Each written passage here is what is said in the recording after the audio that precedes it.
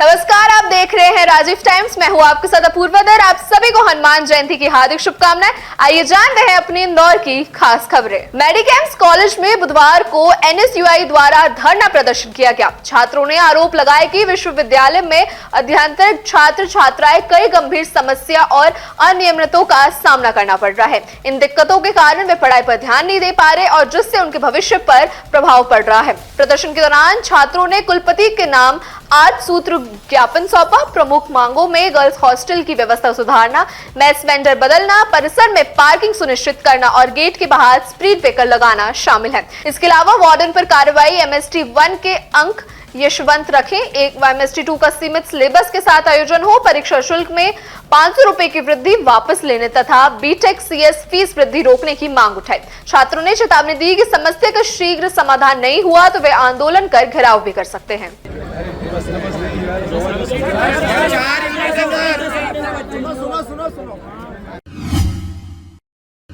इंदौर जिला प्रशासन ने राजस्व वसूली में इस बार उल्लेखनीय सफलता हासिल की है। कलेक्टर शिवम वर्मा ने बताया कि प्रशासन में 91 करोड़ रुपए की वसूली की है, जो पिछले वर्ष की तुलना में काफी बेहतर है। उन्होंने कहा कि इस उपलब्धि के पीछे टीम का प्रयास और प्रभावी रणनीति है। प्रशासन ने विभिन्न बकाया मामलों को प्राथमिकता से निपटाने को कहा है और वसूली प्रक्रिया को तेज किया है, जिससे परिणाम संभव हो पाया है। कलेक्टर ने बताया कि जिला प्रशासन का लक्ष्य भविष्य में राजस्व वसूली को और बढ़ाना है। इसी के साथ नई योजना और सख्त निगरानी व्यवस्था लागू की जाएगी ताकि अधिक से अधिक बकाया राशि वसूल की जा सके। प्रशासन की इस उपलब्धि को बेहतर प्रबंधन और टीम वर्क का परिणाम माना जा रहा है। आ रहे हैं बट हम लोग अभी 91 करोड़ के लगभग पहुंच चुके हैं। हमारे प्रयास है कि इसको हम लोग और अभी बेहतर कर सके, क्योंकि अभी रिकंसिलिएशन के काम चल रहे हैं और चेक्स वगैरह अभी निरंतर आ रहे हैं। हम लोगों ने अच्छा प्रदर्शन किया है इसमें। और इंदौर में वित्तीय वर्ष के अंतिम दिन जिला पंजीयन कार्यालयों में देर रात तक लोगों की भारी भीड़ देखने को मिली। मात्र 48 घंटों के भीतर शहर के विभिन्न क्षेत्रों में हुए पंजीयन में विभाग को 100 करोड़ रुपए से अधिक का राजस्व प्राप्त हुआ। गाइडलाइन बढ़ने की आशंका के चलते गर्मी के बावजूद घंटों तक लंबी लाइन और इंतजार रहा लोगों को। अधिकारियों के अनुसार पूरा वित्तीय वर्ष विभाग में 2700 करोड़ रुपए से अधिक का राजस्व हासिल किया गया है, जो पिछले वर्ष से 200 करोड़ रुपए ज्यादा है। हालांकि इस आंकड़ों का शासन द्वारा लक्ष्य तय किए से 700 करोड़ रुपए कम है। आपको बता दें कि 1 अप्रैल से नई गाइडलाइन लागू होने के बाद शहर और ग्रामीण क्षेत्र में रजिस्ट्री महंगी हो गई है, जिसका सीधा असर आम लोगों की जेब पर दिख रहा है। अभी इस वित्तीय वर्ष में जो हमें राजस्व प्राप्त हुआ है वो अभी शाम तक हमको 2760 करोड़ रुपए प्राप्त हो चुका है। और पिछले वर्ष इसी समय में हमको 2540 करोड़ प्राप्त हुआ था।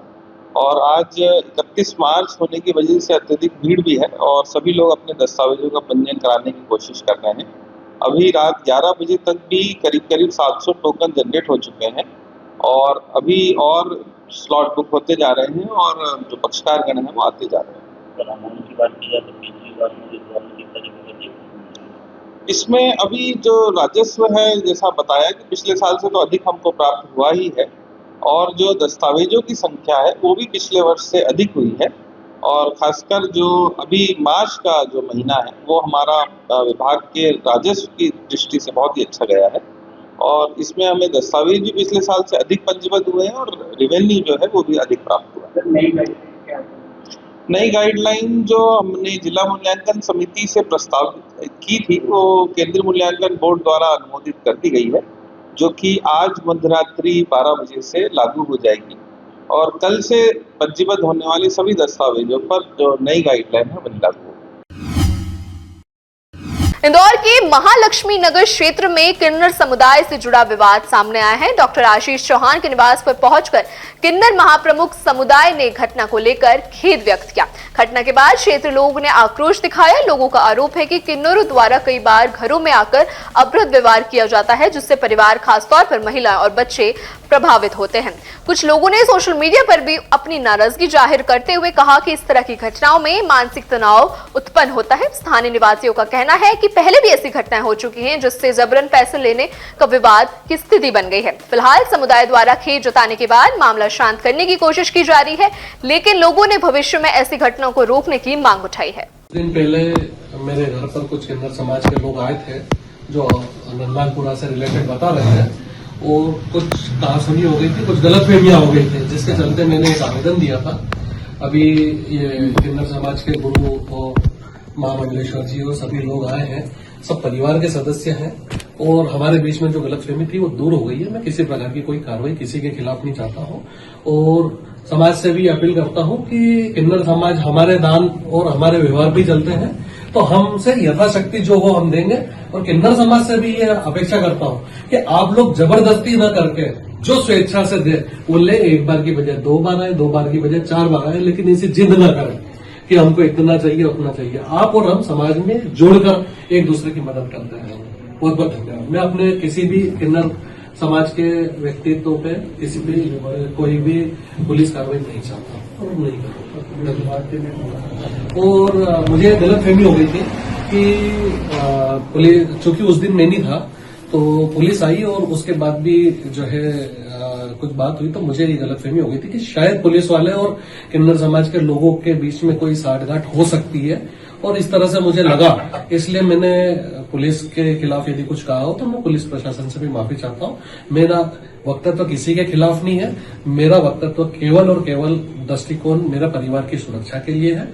वही बात हम लोगों के बीच आज हुई है और ऐसा ही मुझे आश्वासन भी दिया है किन्नर समाज के लोगों ने कि ये हमारे समाज से जुड़े हुए हैं और हमारा परिवार और इनका परिवार एक जैसा ही है, एक दूसरे की सुरक्षा और एक दूसरे से मिलजुल कर रहे हैं। धन्यवाद। और जो अमाउंट आपने दिया है क्या मैंने राजी खुशी से दिया है, वो उस दिन केवल गलतफहमी ये थी कि जोर जबरदस्ती वाली जो बात थी, और उस दिन जो लोग थे वो लोग जो जूनियर लोग होते हैं वो लोग थे, आज सीनियर लोग हैं, तो वो बात खत्म हो जाती। आज हम यहाँ पे आए हुए हैं किन्नर समाज के कुछ लोग भैया जी के वहां पे। कुछ दिन पहले भैया जी के वहां पे कोई किन्नर समाज यहाँ पे आया था, आके भैया जी से कुछ बदतमीजी करे, खूब इनके वहां पे वो हुआ। और उसके बाद भैया जी यहाँ मौजूद नहीं थे, उनकी फादर, उनकी बीबी और उनके भाई मौजूद थे, जिसमें भैया जी को सब बातें मालूम नहीं थी और हम किन्नर समाज को भी ये सब बातें नहीं मालूम थी। उसके बाद हम सब किन्नर समाज यहाँ आए, भैया जी से मिले, इनका नेचर बहुत अच्छा है और जितने भी मेरे रहवासी है, इंदौर के जिजमान है मेरे, उनका भी नेचर अच्छा है। जो ये लोग वीडियो के ऊपर गलत गलत भनका बातें बता रहे हैं, गलत हिंसा भड़का रहे हैं, उस वीडियो को और उस बातों को ना ध्यान दीजिए। ये किन्नर समाज आपका ही है, आपका ही रहेगा। और आप सब जितने भी इंदौर के मेरे कार्यकर्ता है, मेरे अच्छे बुरे लोग हैं, सब तुम मेरे अपने हो। इंदौर के प्रसिद्ध खजराना गणेश मंदिर में भगवान गणेश सहित अन्य प्रतिमाओं के लिए स्वर्ण आभूषण बनाने की योजना फिलहाल अधर में लटकी हुई है। सोने के भाव में लगातार उतार चढ़ाव और बढ़ती लागत के कारण ये योजना प्रभावित हुई है। मंदिर प्रबंधन और जिला प्रशासन ने पिछले कई वर्ष से ये योजना की मंजूरी दी थी। इसके तहत भगवान गणेश, रिद्धि सिद्धि, शुभ लाभ, मूषक के लिए स्वर्ण मुकुट बनाए जाने थे। उस समय मंदिर समिति के पास 3.5 किलो सोना उपलब्ध था, जबकि कुल 12 किलो से अधिक सोने की आवश्यकता थी। वर्तमान में सोने की कीमतों में बढ़ाव और कारीगरों की बढ़ती मजदूरी के कारण आभूषण निर्माण के लिए करीब 15 लाख रुपए का खर्च अनुमानित किया गया है। अब मंदिर समिति ने निर्णय लिया है कि यह आयोजन दान दाताओं के सहयोग से किया जाएगा, जिसके लिए स्वर्ण दान का आह्वान किया गया है। जय श्री गणेश।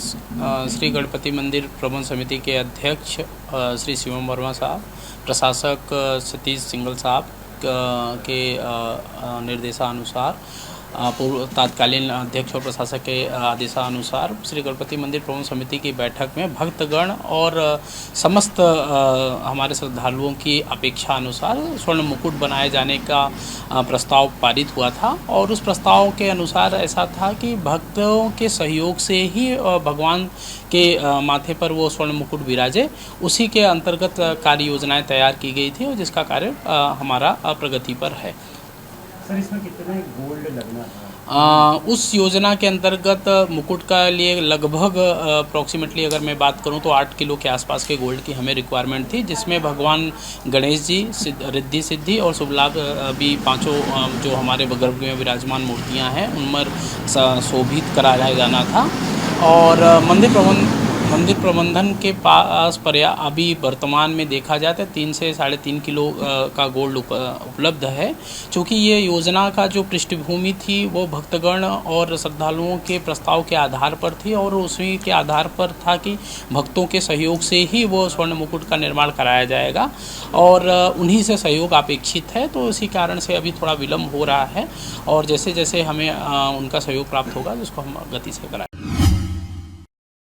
इंदौर के गीता भवन क्षेत्र में स्थित सुयश अस्पताल के बाहर निर्माण कार्य के दौरान लगा लोहे का मचान अचानक गिर गया। हादसे के क्षेत्र में अफरा तफरी मच गई और लोग घबराकर घरों से बाहर निकलने लगे। इस घटना में आसपास के करीब 5-6 मकान को नुकसान पहुंचा है। कई घरों की दीवारें और छतों में दरार आ गई है, जिससे रहवासियों में डर का माहौल है। लोगों के अनुसार मचान गिरने से तेज आवाज हुई, जिससे पूरा इलाका दहल उठा। घटना की सूचना मिलते ही प्रशासन और जनप्रतिनिधि मौके पर पहुंचे और स्थिति को संभाला और उसका जायजा लिया। प्रभावित परिवारों को संभाला गया और उनको सहायता का आश्वासन दिया गया। प्रारंभिक जांच में निर्माण कार्य में लापरवाही और सुरक्षा मानकों की अनदेखी की आशंका जताई जा रही है। मेरी 9 महीने की बच्ची है। पहले तो ये डर था और मेरा आदमी मतलब हार्ट पेशेंट है और मेरी दोनों बच्ची की टेरेस के ऊपर की चादरें पूरी तहस-नहस हो गई। आप देख सकते हो ऊपर चढ़ के।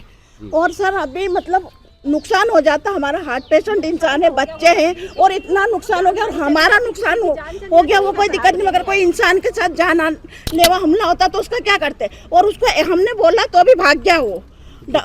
से काम चल रहा है ये तो 2 साल हो गएंगे और रोज हमने ऑब्जेक्शन उठाया था, वो नहीं सुनता है बिल्कुल भी। हम ऑब्जेक्शन उठाया, हमने नहीं सुना। डॉक्टर मालपानी हाँ। कहाँ के ये? अब कहाँ के? इंदौर का ये सुयश हॉस्पिटल हमारे दीवार के पास लगा हुआ है। आपके घर के पास में? हमारे घर के पास में। ये हमेशा भी काम चलता रहता है? हमेशा चलता रहता। हम लोग बोलते तो वो सुनवाई नहीं करते, वो बिल्कुल भी सुनवाई नहीं करते हैं, अनसुने। और रात को हम सोते हैं तो हमें डर लगता है। दिन के टाइम ये गिर गया। हमारे घर में छोटे छोटे बच्चे, ये मेरा बच्चा 10 मिनट पहले ही अंदर में इसको लेके गया था। ये सब बच्चे बाहर खेल रहे थे और ये पूरा गिर के हमारे यहाँ पे 5 मकान तक गिरा है। ये सब 5 मकान तक। और हमारे वहाँ पे हमको मेंटली इतना टॉर्चर हुए हम इनसे, और ये इन्होंने हम चैन की नींद तक नहीं सो पा रहे सर घर में। मतलब इंदौर शहर में कोई दिन में भी सुरक्षित, उसके घर के अंदर सुरक्षित नहीं है। और ये अमीर लोग ये बड़ी बड़ी बिल्डिंगें तान रहे सर, और लेकिन अभी तक यहाँ कोई पूछने नहीं आया हमसे कि किसी को कोई नुकसान तो नहीं हुआ। इतना बड़ा अस्पताल लेके बैठे हैं सर ये लोग, और हमारे ऊपर मतलब कोई वो नहीं हुआ है सर। अभी तक कोई भी नहीं आया? कोई नहीं आया सर। हमने FIR डाली है, पुलिस आई है हमारे साथ। उनके द्वारा कहा गया है कि आप आइए थाने पे, FIR डालिए, आपको हम पूरा सहयोग करेंगे। हमको पुलिस की तरफ से सहयोग है। कहाँ का मामला, कहाँ घटना घटी है? ये 5/2 रेसिडेंसी एरिया सुयश हॉस्पिटल के पीछे। ये तो आपने पहले से चेतावनी दी थी कि भैया गिर जाएगा? हाँ सर, हम बहुत बार बोल चुके हैं। इनके वहाँ पे 2 साल से काम चल रहा है, 2 साल से काम चल रहा है। इतनी हैवी मशीन से लेके आते हैं, ये हमारा पूरा घर वाइब्रेट होता है। बड़ी बड़ी क्रेन्स लेके आते हैं, पूरा घर हिलता है हमारा। ये पूरा छज्जा गिरा, इसमें कोई जानहानि कोई लगा, चोट तो नहीं? सर जानहानि नहीं हुई है। जानहानि होने वाली बोलेंगे सर, हमारा मेंटली बहुत नुकसान हुआ है। मेंटली नुकसान हुआ है हमारा। किसी को फिजिकली कोई नुकसान नहीं हुआ है, लेकिन मेंटली सब लोग इतने सहमे हुए और इतना घर टूटा है सर। हमारी छतें टूटी है, ये देखिए पूरी छत टूट गई हमारी। ये सुयश अस्पताल के अंदर कुछ निर्माण कार्य धस गया है, तो यहाँ के मालिक भी खड़े मेरे साथ में। वो इसके लिए राजी हैं कि जो क्षति हुई आम लोगों की उसकी पूर्ति कर देंगे वो। और बाकी यहाँ के पार्षद अनिल गौहर जी मेरे साथ हैं, इनके परिवार के लोगों के साथ हादसा हुआ है। ये बाकी बात है गौहर जी कर लेंगे। 5 मकान भी बाबा क्षतिग्रस्त? हाँ, क्षतिग्रस्त हुआ ना, वो देखा ना मैंने। बड़ी भी हो सकती थी? हाँ, हो सकती थी, किंतु अच्छा हुआ, ईश्वर की कृपा से कोई बड़ी घटना नहीं घटी है ना। हॉस्पिटल का छज्जा गिरा है, 6 मकान क्षतिग्रस्त हो गए हैं, किस तरह की कार्रवाई की जाएगी? अभी 1 घंटे पहले कंट्रोल रूम के माध्यम से शिकायत प्राप्त हुई थी, जानकारी प्राप्त हुई थी कि सुयश हॉस्पिटल का जो पीछे काम चल रहा है वो छज्जा गिर गया। तो मौके पर यहाँ पर आए, तो छज्जा नहीं है बेसिकली, यहाँ पर जो मचान का एलिवेशन का काम चल रहा था, फिनिशिंग वर्क, तो उसमें क्या है कि जो मचान है वो गिर गई। तो मचान जो है वो पड़ोस में स्थित मकान की छत पर गिरी है, जहाँ पर टीन शेड्स वगैरह लगे हुए थे, जो कि क्षतिग्रस्त हुए हैं। किस तरह की कार्रवाई की जाएगी? अभी तो जो इनका जो इसके फोल्डिंग स्ट्रक्चर बना है वो तो क्योंकि अब वीक हो गया है, तो जो बचा हुआ है उसको पूरा निकालेंगे, इसके बाद ही कोई काम स्टार्ट करेंगे। अभी तो काम मौके पे बंद करा दिया गया है, और जो भी इनके स्ट्रक्चरल इंजीनियर होंगे उनको नोटिस के थ्रू उनसे जवाब मांगेंगे, और किसी प्रकार जिस प्रकार का इनकी त्रुटि आएगी उस हिसाब से उनकी कार्रवाई भी हो सकती थी, छोटे छोटे बच्चे भी? हाँ, क्योंकि रहवासी क्षेत्र में जनहानि हो सकती थी, लेकिन किसी प्रकार की जनहानि नहीं हुई है। इतना बड़ा स्ट्रक्चर लगा के काम किया जा रहा था, क्या नगर निगम में इसकी परमिशन हुई? ऑलरेडी जो इनको जो नक्शा सैंक्शन हुआ है इनका, तो इसकी जो फिनिशिंग है तो सभी लोग स्कैफोल्डिंग का काम करते हैं, लेकिन ये क्योंकि स्ट्रक्चरल इंजीनियर के अंडर ही सब काम होता है, क्योंकि इनका खुद का एक अपना स्ट्रक्चरल इंजीनियर होता है इतनी बिल्डिंग का, वो इसका जवाबदार रहता है कि कोई भी काम अगर कर रहे हैं, हाई राइज बिल्डिंग है, किसी प्रकार का काम कर रहे हैं तो पूरी सुरक्षा दृष्टि से कार्य किया जाए, तो उसकी जाँच की जाएगी और संबंधित स्ट्रक्चरल इंजीनियर को भी नोटिस जारी कर कार्रवाई प्रस्तावित की जाएगी। गीतेश तिवारी, भवन अधिकारी, जोन क्रमांक 11। ऐसा हुआ है उसके लिए मैं बड़ा दुखी हूँ, व्यथित हूँ, और आगे से ऐसी पुनरावृत्ति नहीं होगी, ये हम लोग पूरी कोशिश करेंगे। अभी भी की गई थी पर संजोग ऐसा हुआ कि ऐसा बदकिस्मती से ये हो गया, नहीं तो होना नहीं। 6 मकान भी क्षतिग्रस्त हुए, छोटे छोटे बच्चे भी रहते हैं, नहीं तो परिवार इसीलिए आरोप लगा रहे हैं। आरोप लगा सबके जो मकान जो यथाशक्ति है हम लोगों से वो उसको रिपेयर करके हम देंगे। पहले भी ये हमारा पड़ोसी लोगों से सबसे अच्छा स्नेह संबंध है और आगे भी। पर सर वो तो आरोप लगा रहे हैं आप लोग, हमारी सुनवाई नहीं होती। वो आरोप लगाए वो ठीक है, पर मैं तो निजी रूप से सबको जानता हूँ, पर मैं तो कोशिश यही करता हूँ कि भाई हमारे से और हमारे हॉस्पिटल के मैनेजमेंट से और हॉस्पिटल के स्टाफ से और हॉस्पिटल से किसी को भी अड़ोसी पड़ोसी को दुखी नहीं हो। वक्त बेवक्त रात बेवक्त हम लोग सब इकट्ठे एक ही परिवार के सदस्य हैं और हम हमेशा एक दूसरे के साथ हैं। नुकसान भी हुआ तो नुकसान भी होगा तो रिपेयर करेगा हॉस्पिटल प्रशासन, कोई दिक्कत नहीं है उसमें। आपका परिचय? श्याम सुंदर मालका। धन्यवाद। इंदौर के एमवाई अस्पताल में एक वार्ड में जिंदगी और मौत के बीच जूझ रहे कई चेहरे दिखाई दे रहे हैं, कुछ अपनों के साथ तो कुछ पूरी तरह अकेले। ऐसे में एक बुजुर्ग पिता जहां भर्ती हैं, उनके बेटे ऑस्ट्रेलिया में हैं। हालात ऐसे थे कि वे चाहकर भी पिता तक नहीं पहुंच सकी। दूर और बेबसी के बीच बुजुर्ग अपने जीवन के अंतिम दौर में तन्हा पड़े हुए थे, लेकिन इस तन्हाई में भी इंसानियत ने उनका साथ नहीं छोड़ा। आदिल शेख और अजय नागदे जैसे 2 युवक ने उनका हाथ थामा। उन्होंने न केवल इलाज के दौरान भोजन, दवाई और जांच की व्यवस्था की, बल्कि हर पल उनके साथ और उनके पास रहकर अपनापन दिया। जब दर्द बढ़ता तो वे साथ बैठते, जब हालात बिगड़ते तो डॉक्टरों के साथ खड़े रहते। बुजुर्ग की आंख जब किसी अपने को ढूंढती तो वे दोनों उनके सामने नजर आते। हम आपको बता दें कि जब अपने दूर हो जाएं तो कोई गैर अपना बनकर साथ निभाए, तो ये ही असली सेवा, असली सच्चाई और इंसानियत है। आखिरकार जब उन्होंने अंतिम सांस ली तब वे अकेले नहीं थे, उनके साथ अजय और आदिल जैसे लोग मौजूद थे, जिन्होंने साबित किया कि रिश्ते खून के नहीं, इंसानियत के भी होते हैं। भोजशाला मस्जिद या मंदिर विवाद में आज हाईकोर्ट ने सुनवाई की। पिछली सुनवाई में उच्च न्यायालय में जज ने खुद जाकर भोजशाला का मुआयना करने का निर्देश दिया था और कहा था कि एएसआई रिपोर्ट को वास्तविक स्थिति से मिलान किया जाए। कल सुप्रीम कोर्ट ने आदेश के बाद मुस्लिम पक्ष आज फिर हाईकोर्ट पहुंचा। रिपोर्ट तैयार होने से पहले ही सभी पक्षों के पास उनकी त्रुटियां पहुंच जानी चाहिए, जिसके कारण आपत्ति दर्ज कराने का समय समाप्त हो चुका है। उच्च न्यायालय ने इस मामले में अगला आदेश सुनाया। सुनवाई के बाद हाईकोर्ट की टिप्पणी और रिपोर्ट का मिलान अंतिम निर्णय से अहम भूमिका निभा सकता है। आज की सुनवाई पर सभी पक्षों और आम जनता की नजर टिकी हुई है, क्योंकि इससे आगे की कार्रवाई और न्यायालय के आदेश का मार्ग भी स्पष्ट होगा। इंदौर शहर से जुड़ी ऐसी तमाम खबरें और जानकारी पाने के लिए जुड़े रहिए राजीव टाइम्स के साथ।